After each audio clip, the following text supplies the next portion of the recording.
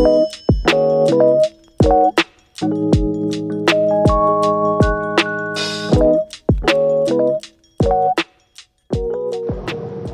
aking pagbaybay sa kahabaan ng Cebu-Cordoba Link Expressway, pumasok tuloy sa aking isipan ang mga katanungan ng aking mga followers.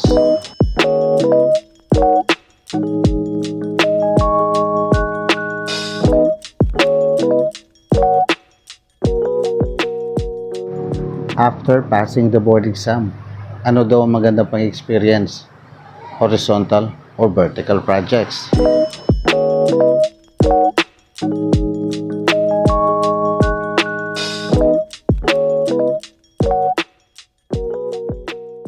Kung ako yung tatanungin, lahat yan kailangan yung pagdaanan.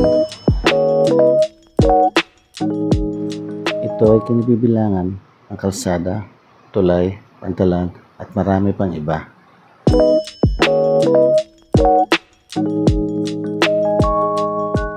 Ang vertical projects naman ay ang iba't ibang klase ng mga gusali. Bigyan mo lang ng kahit 5 taon ang sarili na maka-experience ng horizontal at vertical projects. At pagkatapos ng 5 combined years ng experience mo sa horizontal and vertical, dyan ka ngayon magpo-focus sa specialization mo.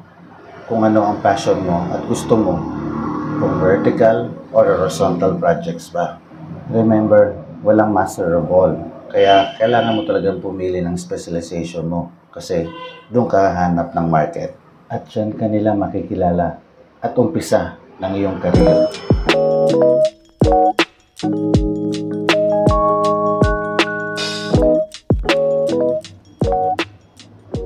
At sa ganitong antas, ikaw ay maituturing na nasa project in charge level. Bit-bit mo na ang kalaman ng technical. Ngunit kailangan mong i-develop ang iyong leadership and project management skill. Kailangan mong isaayos, ibalanse ang kalamang technical, leadership, management sa pagdadala ng isang project.